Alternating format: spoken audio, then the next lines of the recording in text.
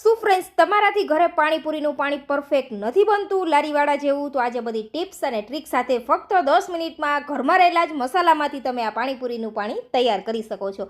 તો અહીંયા આપણે ફુદીનો અને ધાણા લીધા છે.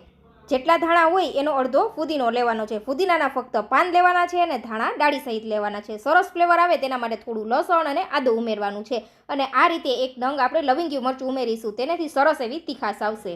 થોડા મીડિયમ તીખા એવા મરચાં ઉમેરીશું. સાથે લીંબુનો રસ અને બરફ ઉમેરવાનો છે. આ બંને વસ્તુ જરૂર ઉમેરવાની. તેને લીધે શું થશે ફ્રેન્ડ્સ, પાણીનો કલર કાળો નહીં થાય. હવે તેની અંદર આપણે સંચર પાવડર, સ્વાદ અનુસાર નમક, જલજીરા પાવડર, શેકેલ જીરા પાવડર, મરી પાવડર અને આ રીતે બધી વસ્તુને સરસ પાણી સાથે મિક્સ કરી દઈશું. થોડું એવું આંબલીનું પાણી ઉમેરી દઈશું અને 1 ચમચી આપણે પૂચકા મસાલો ઉમેરી દેવાનો છે. તો પાણી તૈયાર છે. પાણીને ઠંડુ થવા દઈશું. ત્યાં સુધીમાં આપણે મસાલો તૈયાર કરીશું. તો બાફેલા ચણા, બટેકા અને થોડા એવા ઝીણા સમારેલા આપણે કાંદા લઈ લઈશું. અને સાથે જ આપણે ઉમેરી દઈશું ગ્રીન આદુ ફુદીનાની ચટણી, શેકેલ જીરા પાવડર અને ચાટ મસાલો અને થોડા લીલા ધાણા ઉમેરીને આપણે સરસ એવો ગ્રીન મસાલો તૈયાર કરી લઈશું. તો તૈયાર છે ફ્રેન્ડ્સ ગ્રીન મસાલો. જો મસાલામાં ખટાશ પસંદ હોય ને તો તમારે થોડી એવી આંબલીનો પલ્પ ઉમેરી દેવાનો. તો પાણી આપણું તૈયાર છે, મસાલો પણ તૈયાર છે. તો હવે પાણીમાં આપણે લીંબુની સ્લાઇસ અને થોડા ચીલી ફ્લેક્સ ઉમેરી દઈશું અને પાણીપુરીને આપણે સર્વ કરીશું. ફ્રેન્ડ્સ, કેની પાણીપુરી ફેવરેટ છે કમેન્ટ જરૂરથી કરજો.